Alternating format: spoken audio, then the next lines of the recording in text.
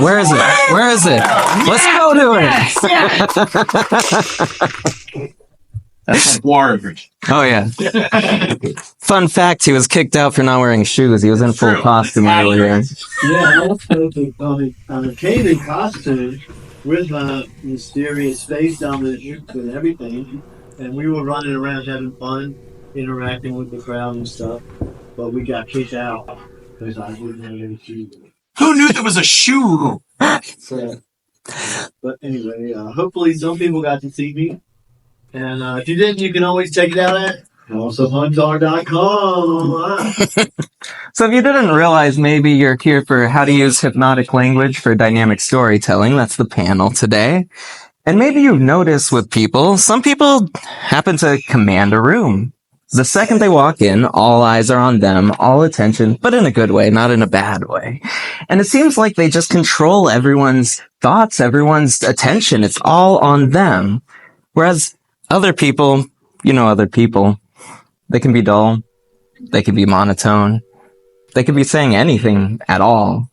They could be telling you the meaning of life, and you'd be struggling not to fall asleep because it's the way they told it, Now, there's multiple ways you can be at any moment. It's simply a matter of knowing the technique and why you're doing it. You can be that person that's commanding attention, or you can be that person that's making everyone fall asleep. I hope I'm not that person today.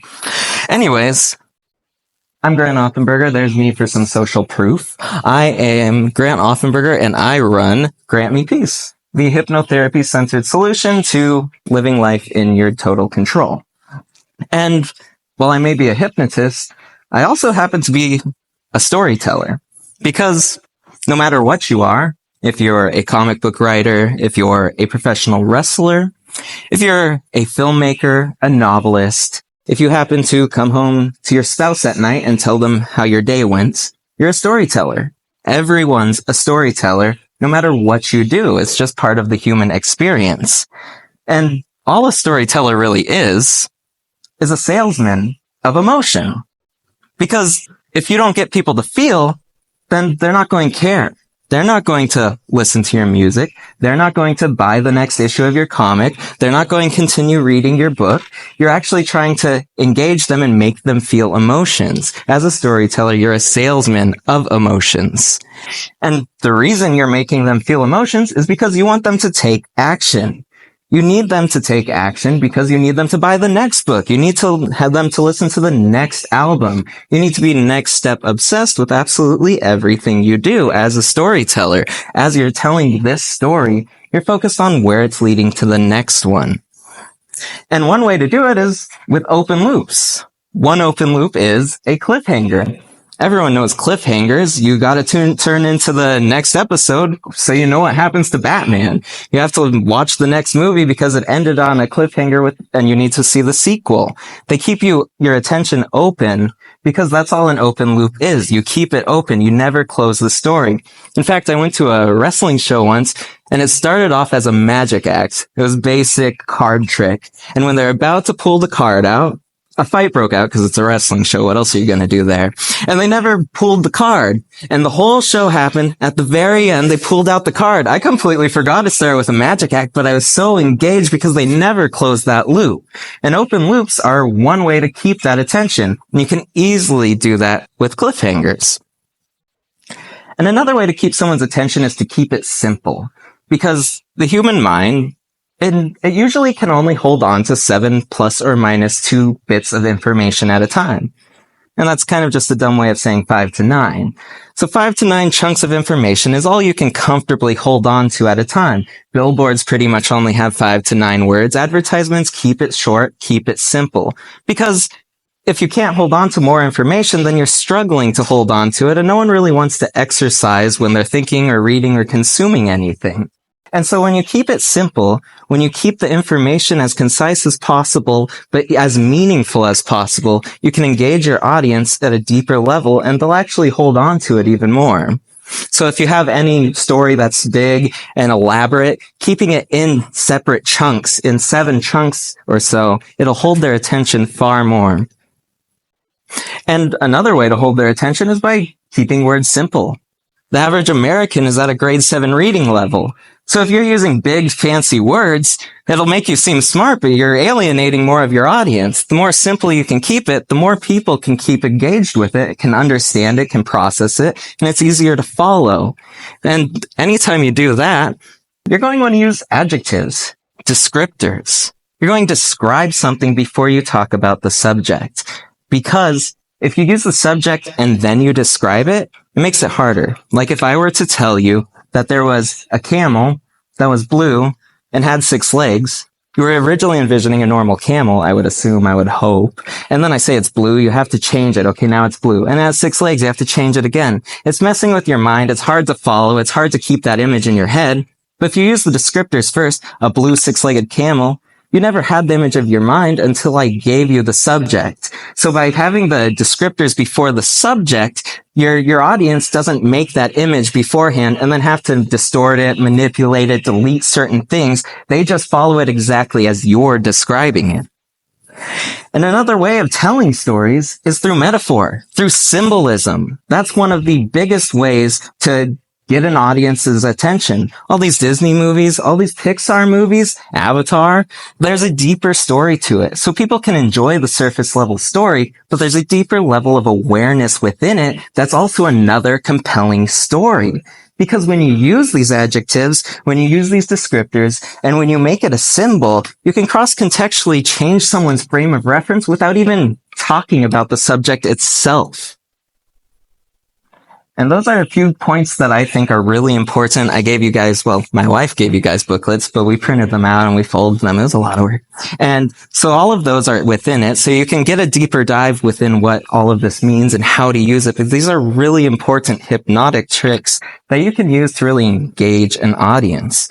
And so we have panelists that are all storytellers, filmmakers, comedians, authors, professional wrestlers, musicians. Everyone's telling a story. And they engage this audience. They're all highly successful because they capture the audience's attention. And all hypnosis is focused attention. That's all it is. So if they have your audience's attention, they've hypnotized you. They might not know exactly what techniques they're using, but all the ones that work are hypnotic techniques. And so they're here to tell you how they go about telling a compelling story, their successes, what they do, their techniques, and all of them are going to be hypnotic in nature. And so who are you? Hey, I didn't even know I was going to be on a panel, but he hypnotized you earlier, and here I am. My name is Tim Chismar. I am a writer, director, producer. I do all the things. I do everything to not have a normal day job. And a 2-time Amazon bestseller. Clive Barker said, Tim Chismar reaches past the conventions of the commonplace and holds nothing back. I hate the passage of time. Like, some people don't even know who Clive Barker is. He's like on the Mount Rushmore for horror. That's so sad. How many of you know who Clive Barker is? Thank you. Thank you for giving me some belief. I write comics. I'm a reporter for First Comics News. I make movies. My movie Hell's Coming For You is on Tubi, Amazon, all the things. And I'm in pre-production on a movie I'm shooting in Florida, and we're shooting in September. I'm very excited. I'm happy to be on this panel because these are some very cool dudes. Hey everybody, my name is Joey Munoz. I'm a former pro wrestler named the Rock Superstar Chaos. I currently run a wrestling school out in Bell Gardens, California called Santino Brothers Wrestling. And what we do there is we're training kids that have a dream of becoming a professional wrestler. Some of them want to just actually hit the ring, take some bumps. Some of them want to be world champions. Some of them want to be Hall of Famers. And so we started in the backyard of how to train these kids. And what we want to do is really just train them how to be the best professional wrestlers out there. But going down the line, what we're looking at and what we're seeing is, these wrestlers want to go to the next level. They want to go to the national level. They want to go to WWE or AEW. And so how do you get there? And I like to tell a lot of people is you have to start thinking about your character, your personality in professional wrestling. The moves that we do as wrestlers, we do them because we love those moves. We love doing the superplexes and the body slams, but really the facial expressions, what we do is selling. We tell stories in the middle of that ring, and we tell them right when we come to that curtain. It's, you got your face, the good guy, and you got your heel, the bad guy. And you kind of do that with the Once again, facial expressions, the gear, the colors that they're wearing. When they go out there, you want your baby face to shine, and they're going to do all the cool moves to really get the crowd up to their feet. And then that's the point where the heel has to then go in there and shut it all down and quiet everybody down. Um, so once you do that, you start giving your opponent heat, and you could just beat somebody up, but it really doesn't mean anything. You have to connect to the crowd. My mentor, Dynamite D, used to tell me, "Hey, you have to make the people laugh, make the people cry, and really touch their heart." And I was like 22 years old, and I said, "Dynamite D, what the hell are you talking about? I want to kick ass in professional wrestling, you know?" And he says, "That's cool, but you do that for you. But if you want to drive people into the arenas, so no great wrestling match in the history of professional wrestling has ever sold out an arena. It's the personality, the character, the promos that come before the wrestling match that does that." And so I asked him, "How do you do that?" And he's like, "Your facial expressions, if you can have emotion and show empathy and get sympathy from that crowd, they can start relating to you." In that story, in the middle of that match, you might not have a promo time, you might not have a character, you might have 5 minutes in the middle of that ring to tell your story. And how do you do that? You do that with your facial expressions of somebody getting beat up. And the heel be very nasty. And the heel's got to do their job to really get that heat, get the crowd to be mad at them. And if you can do that, if those wrestlers are doing their job at the end of the day, when your face is mounting a comeback and really it's about to take it home and go to the finish, when the face does that, the crowd is at the edge of their feet. And that's the anticipation of what's coming next. And that's what we do in professional wrestling. And that's what I've learned. I've been very successful as a trainer and coach at Santino Brothers. I tried my wrestling for 15 years and did a lot of cool stuff, wrestled in a lot of different countries. But my real success comes in the wrestling school and teaching these kids. And then beyond that is you're not just teaching these kids wrestling, you're actually teaching them to be a young adult. And that's what I've learned when I've had these parents come up to me and hug me and kiss me and say, "Hey, my child was insubordinate and they went to your wrestling school and now they have a direction in their life," And so that's what I do right there in East LA, California. Well, my name is Hunter Jackson, and I'm one of the original members of this crazy rock and roll band War, which kind of started out as a movie project that I wanted to work on, but as just some dumb redneck kid from Richmond, Virginia, I didn't have anywhere near the kind of money that it would take to, make an epic science fiction movie.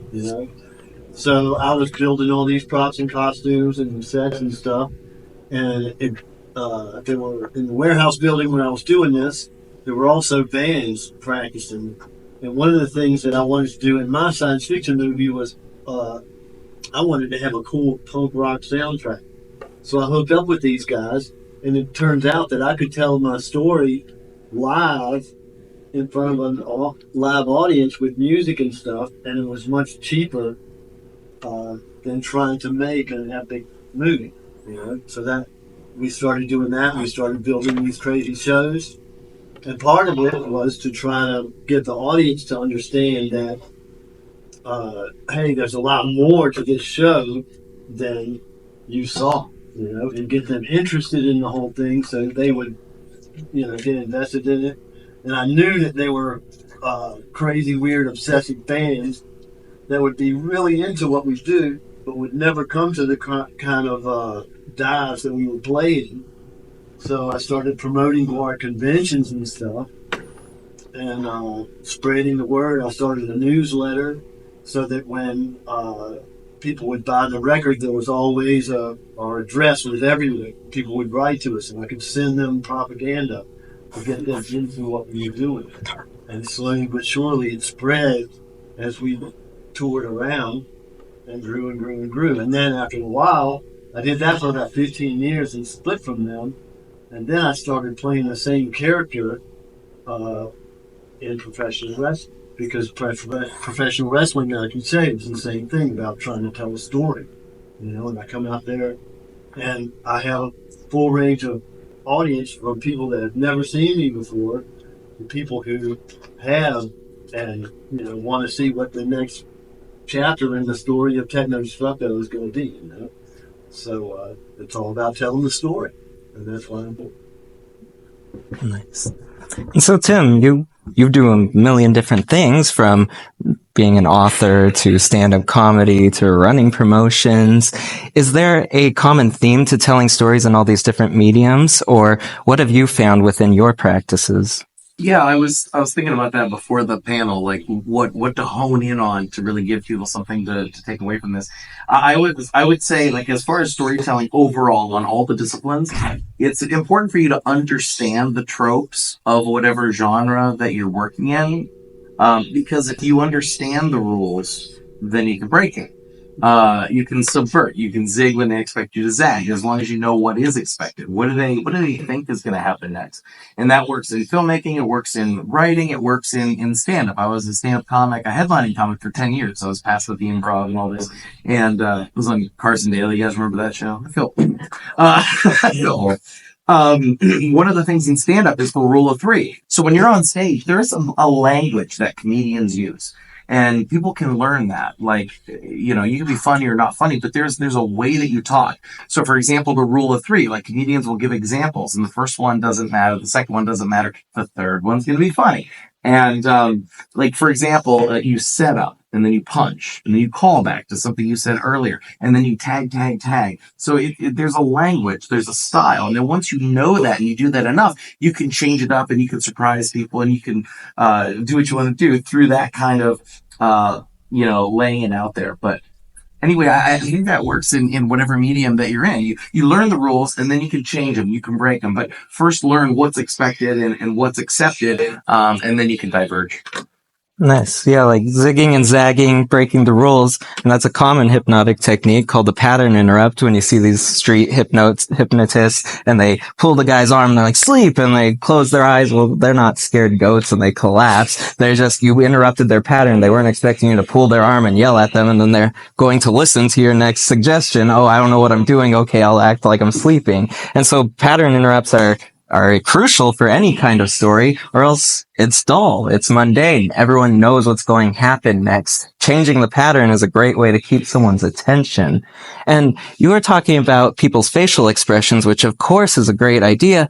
Now, what would you do if someone was a luchador and they were wearing a full face mask? How do they engage with the audience and tell that story when they're handicapped in that regards?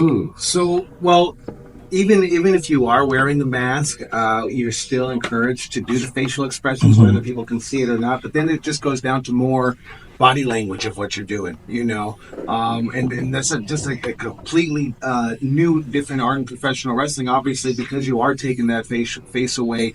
But with the luchador, I think even sometimes when we have the new wrestlers going out there and wrestling, they're really nervous. They put in about a year of training or so, and they get yelled at by the coaches, and they get really nervous when they go out there and wrestle, and we don't want them to really kind of like, not have a great performance, So what I try to do is I put them under a mask.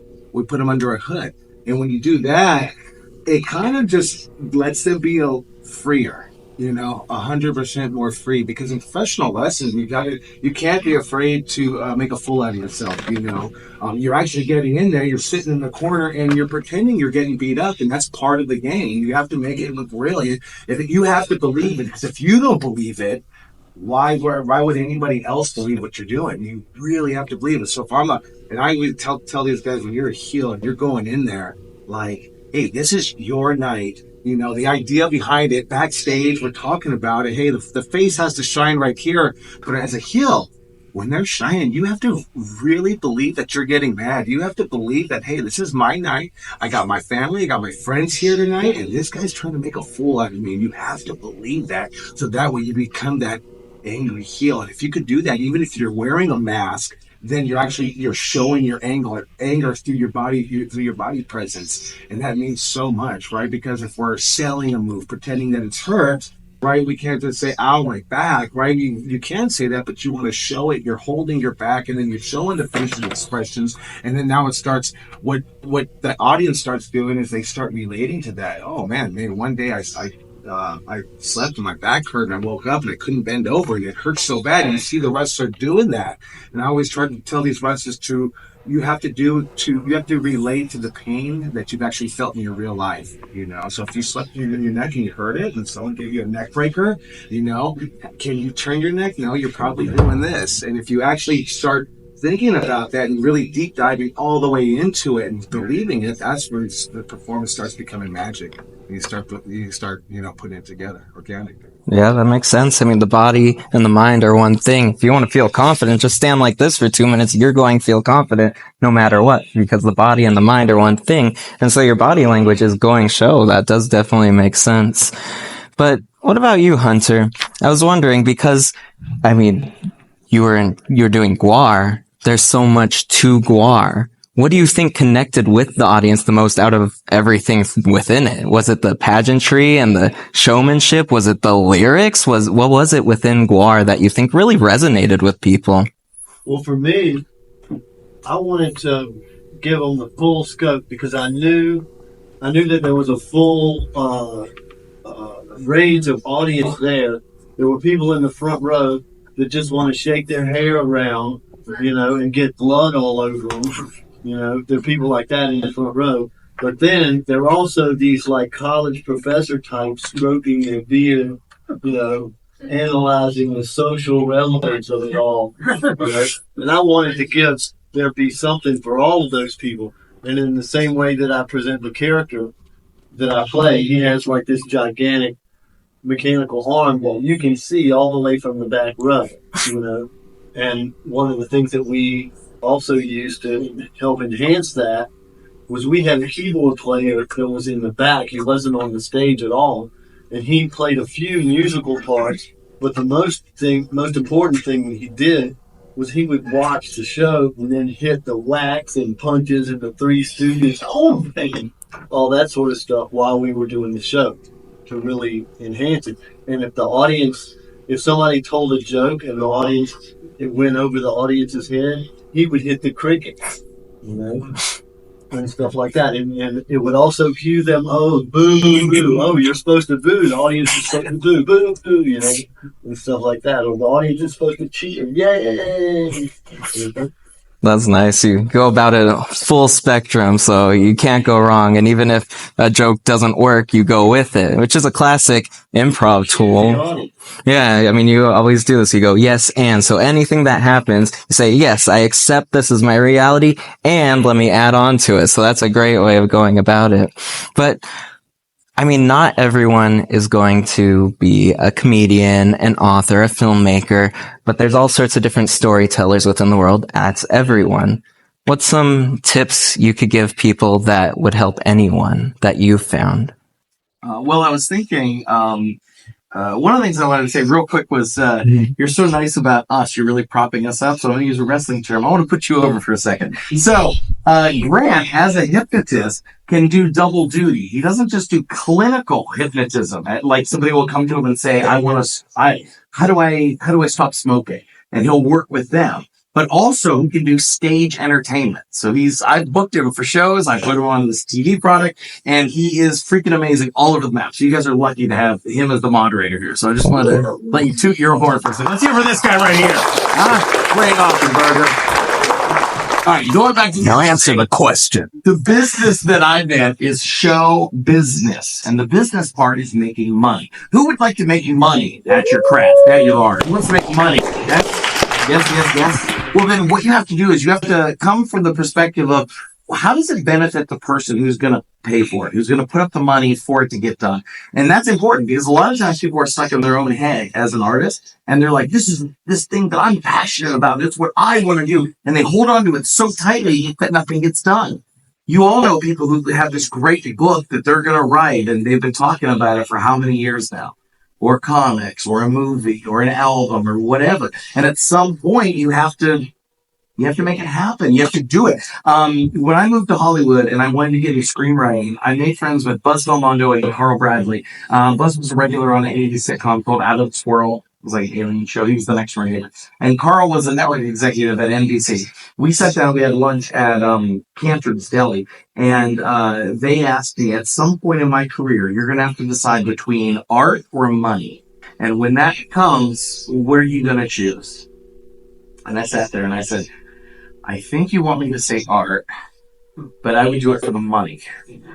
And they laughed and they complimented me and they said, yes, because with money you can make more art.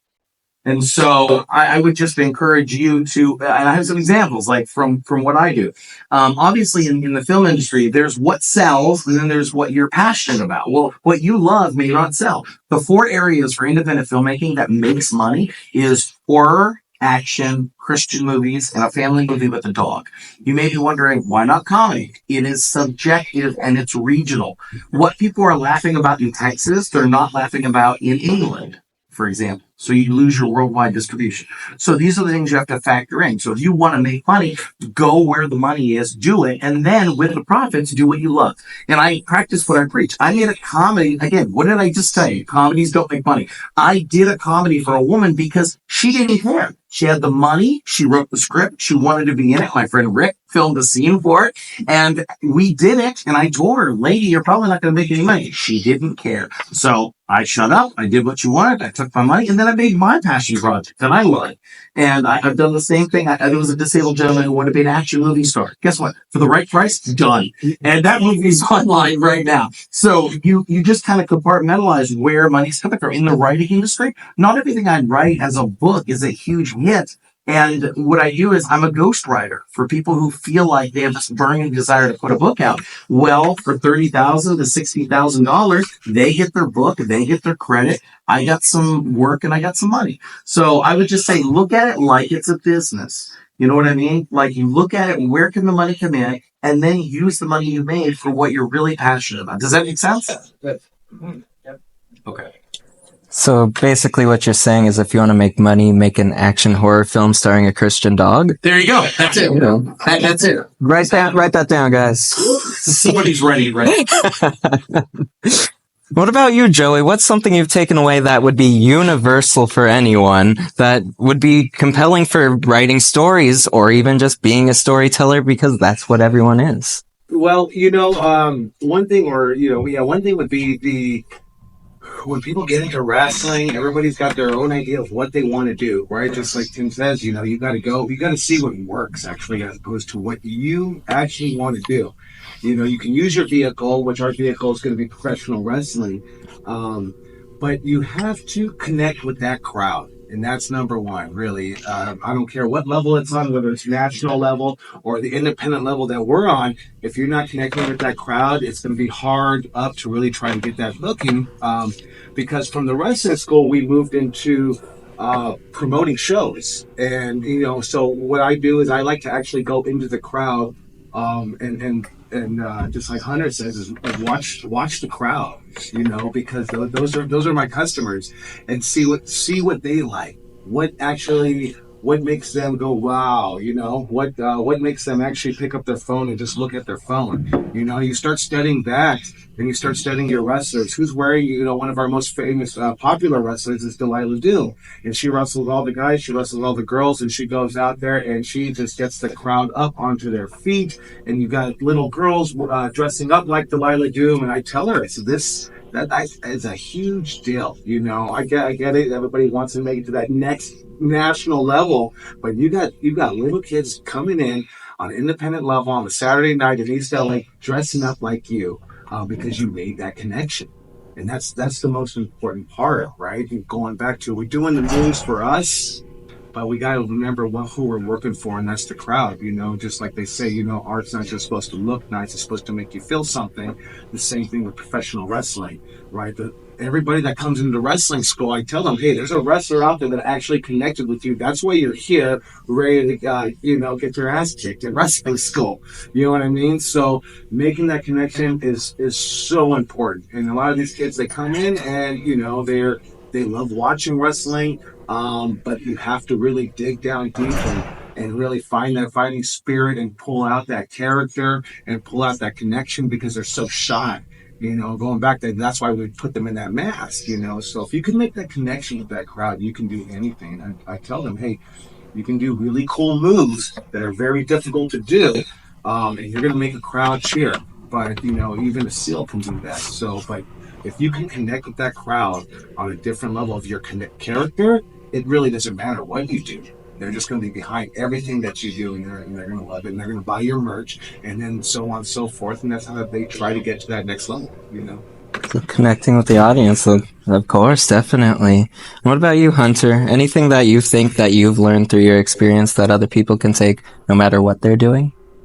Yeah, well, reaching the fan base and sort of nurturing them, and I don't want to say milk them, but I guess that is sort of what happened. But reach out to them and provide them with stuff that they can get into, like stickers and like one of the things that I did to promote War was I put out a newsletter that would allow me to showcase the artwork of all the different artists in the group. It allowed me to, build a file under the musicians to get them to write letters that the fans could read, and so they could, learn more about them, and put our tour dates out, and promote when our new record is going to come out and things like that, and let people know and have stuff that they can get all the way from that's cheap, like $1, stickers and stuff, and T-shirts and junk, on up to more expensive stuff. And what really made War a success was we came along right at the VHS era. So it was easy for me to make VHS tapes on what we were doing. That was a way to spread our story and spread what we were doing to people and make some money trickle back into us and stuff. Nice. I saw you writing something down. What's there? You can tell them a point if you have an interesting point. Go for it. One of the things I was thinking about was when Joey was talking, you were talking about still having personality, but under the mask. One of my favorite wrestlers in WCW was La Parka Original, was La Parka. Yeah. Here he is under a hood. You don't even see his body, like his whole body's under it. But he was one of the most charismatic guys. The chairman of WCW, his little dance, and he would use the chair on people, and he would use it as a guitar. And the guy's under a mask, and he was fun, and he was way better than somebody that you could see their whole body, but it still wasn't giving it. Yeah, because it actually it makes you, right, if you're under that hood, you're under that mask and full body, covered, it definitely making you have to really now put on that show, put on that character. And yeah, LaParca would go out there just like Tim was saying, and he would do a little dance and kind of do a little, I think it was like a Toro go by, you know what I mean? And just really like, he would be that face, but he's dressed all in black as a skeleton, and everybody would love him. You know what I mean? It's kind of like that, like the Undertaker, right? Undertaker is this big, mean-looking character, but that's the legend that everybody loves. They grow to love, love these characters. I like to even say, like, sometimes in that Undertaker era that he became, right, the way he told his story was like an era where they had the plumber, right? They had the hockey player. The era of the job wrestling. Yeah. Everybody, like, losing, having, like, occupational wrestling.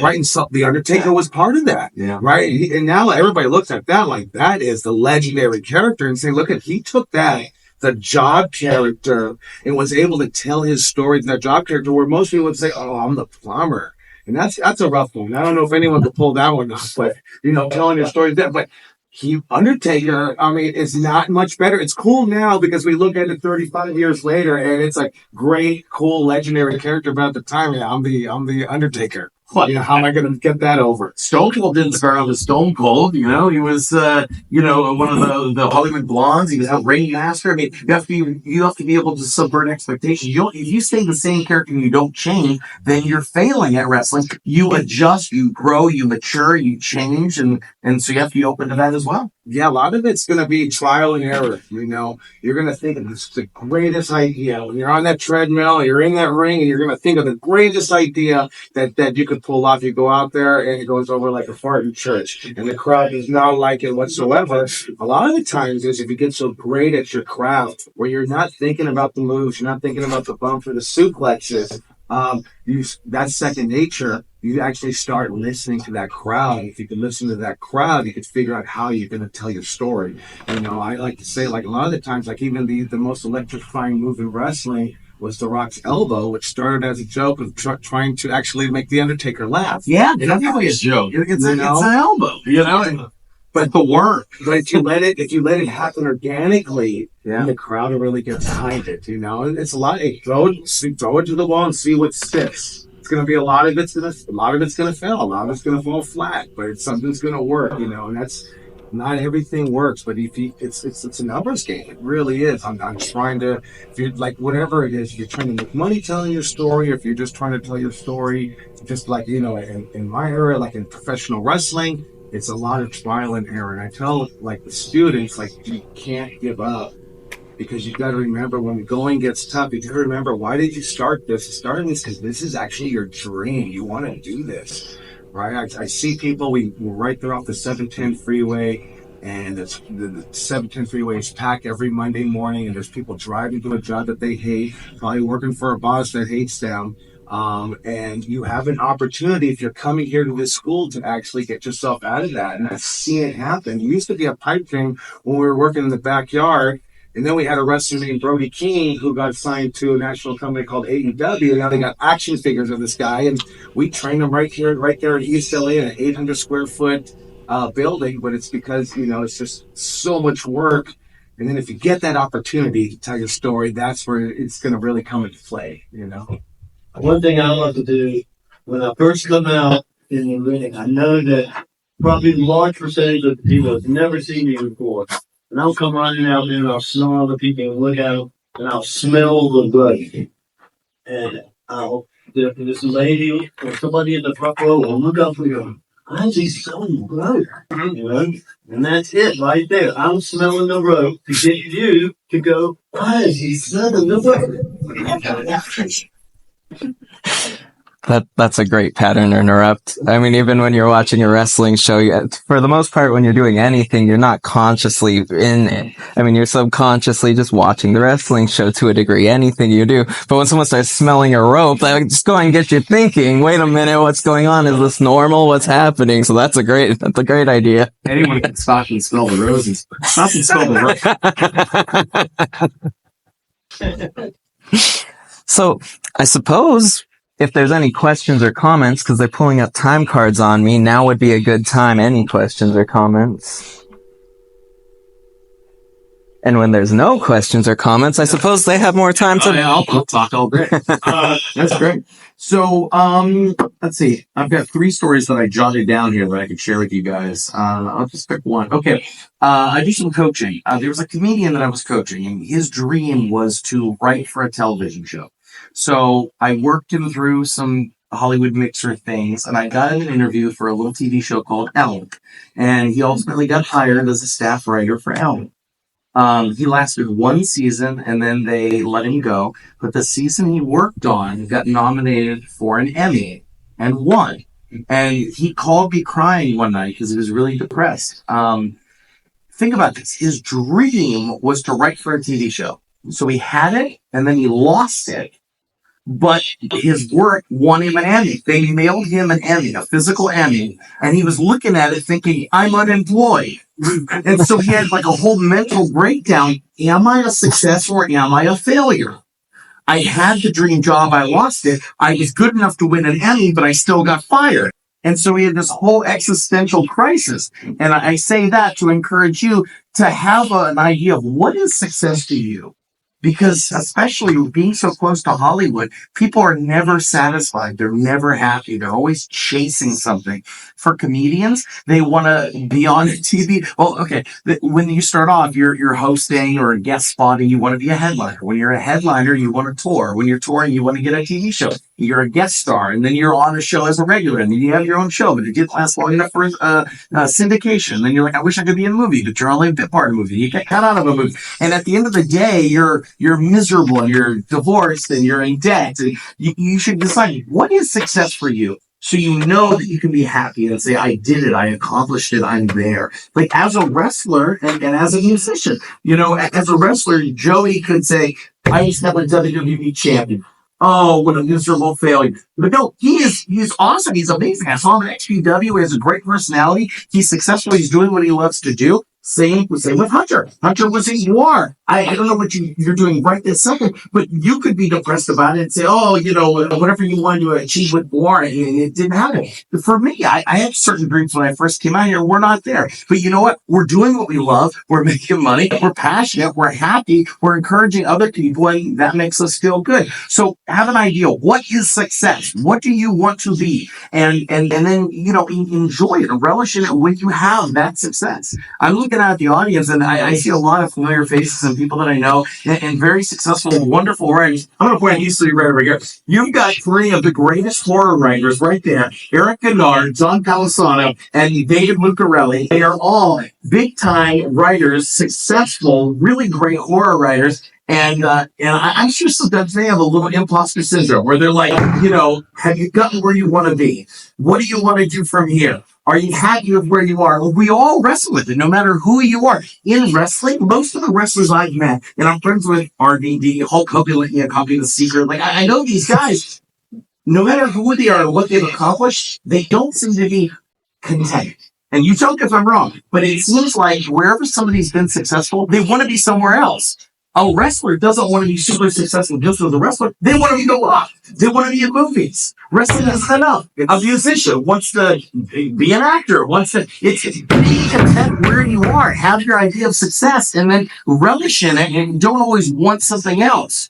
Be happy where you are. Does that make any sense? I'm tired. It's been a long day. I like it. I would add, though, that to a degree it's natural, it's normal, and it's good to, then you want something more, because if you're content with your first goal, you'd never have a goal after learning to tie your shoes when you were, I don't know how old you are when I don't have laces on right now, but you have to. That's how important shoes are.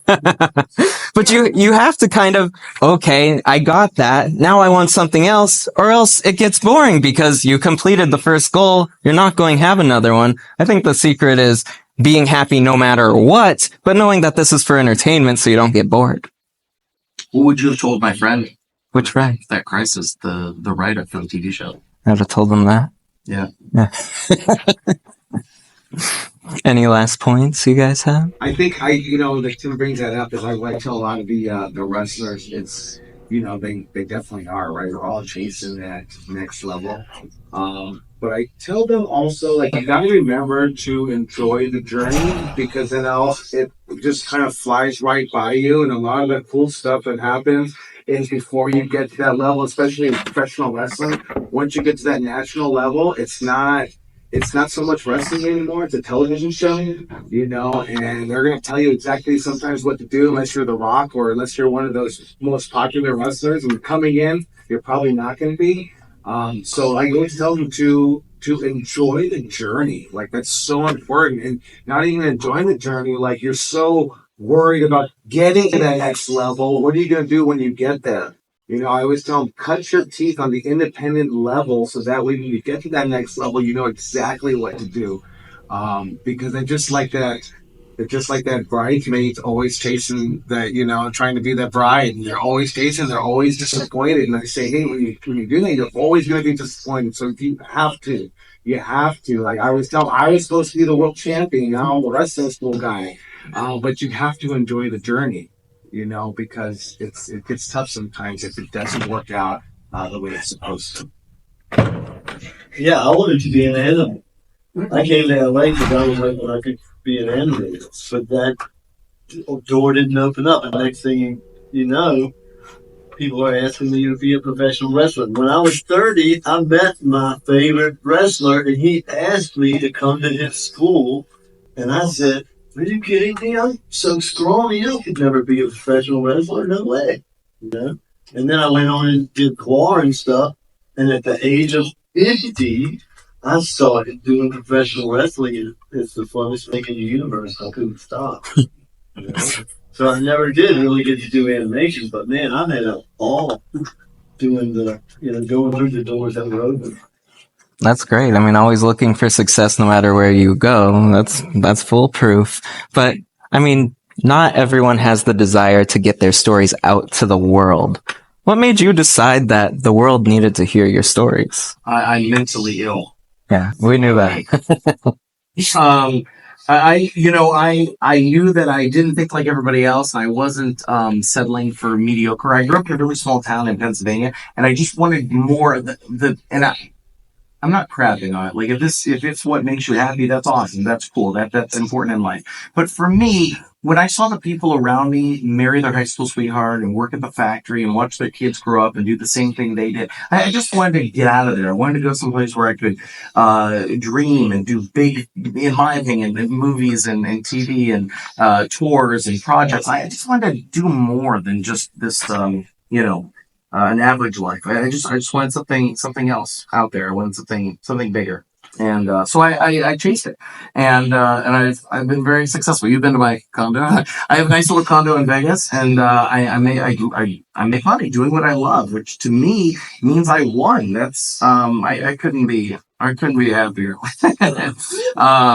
My parents are convicted felons. Like my mother was on welfare. Like it was rough, and I'm doing what I love. And I'm happy. So, I was going to mention, my one friend, a tip and advice I could give you, is to be aware that this is 2024. And so be aware of the current climate and the situation of, having followers and social media and all this kind of stuff. One of the guys that I was coaching, was a writer, and he wrote a really great comedy novel. He wanted to go traditional publishing.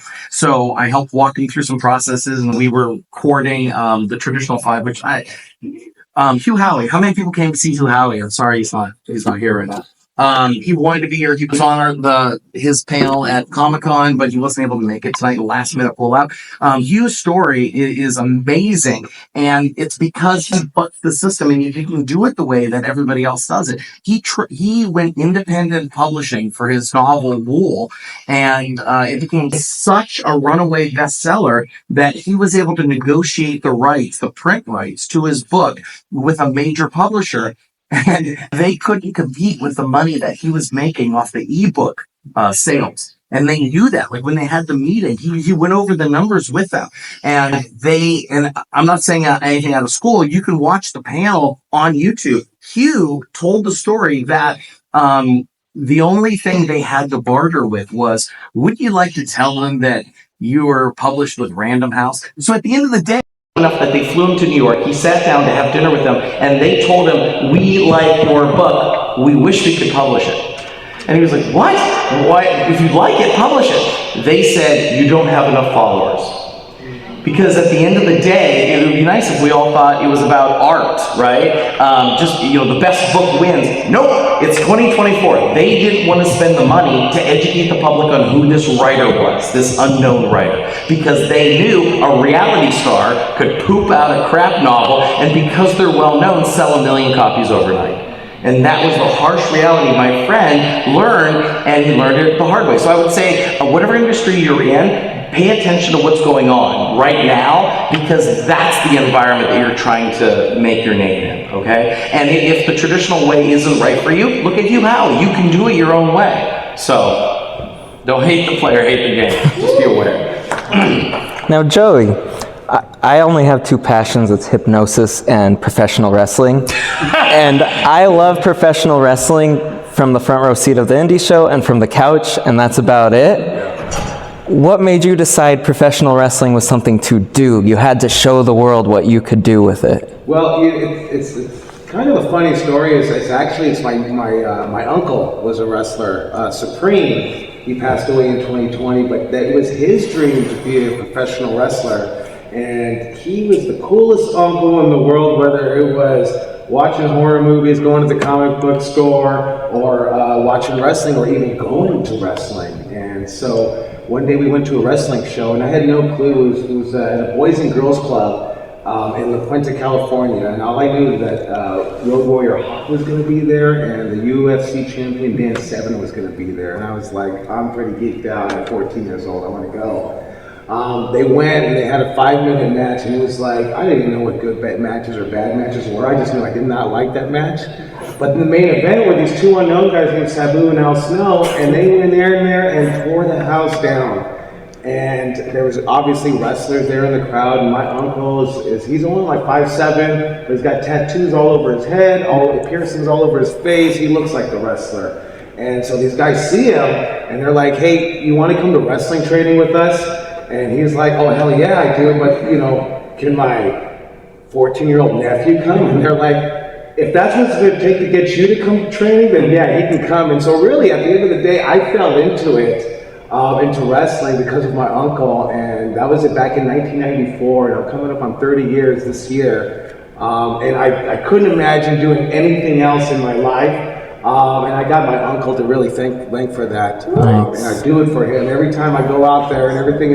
It's been tough for the last 4 years since he passed away, but I do everything. I do it in his honor because that's why I'm actually in wrestling. It's because of him. This is his dream.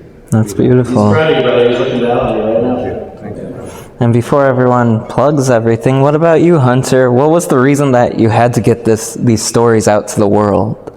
I was always like the square peg when people were trying to hammer into the round hole all the time. And like I went to school, art school, and all the teachers told me, oh, you can't do that. Nobody wants to see that crap, And I was like, no, I don't think so. I think that there are a lot of people out there that want to see the same weirdo stuff that I'm into. And that's my audience, and that's who I'm doing it for, because I know they're just like me. When geeky fans come up to me and they're all like blubbering all over the place because they think I'm like something special or something, I really try to be good to them because I'm that same guy about plenty of stuff geeky stuff that I'm into, Nice. So that's why I do it, and that's why I've always done it, in spite of the fact that everybody's always told me that it sucked and it's stupid and you shouldn't do it. And I'm like, well, I don't care, I want to do it anyway. And that's why I'm here. Perfect. Be understood. All right. So where can they find you? They can't. Okay. My name is Tim Chismar. This is me. You can find me on the socials that haven't canceled me yet. Go ahead. Sure. Check that out. You can follow me on Instagram, Facebook, Twitter. Just don't follow me home. Where can they find you, Joey? Yeah, you can check us out, Santino Bros. We have a heavy social media following on YouTube, Instagram, and Facebook. And I'm behind all of those. I do all the social media for it. It's a lot of work. It's another job. But yes, if you message the Santino Brothers site, website, or the social media, that goes directly to me. Where can they find you, Hunter? houseofhuntar.com. That's Huntar with an A-R.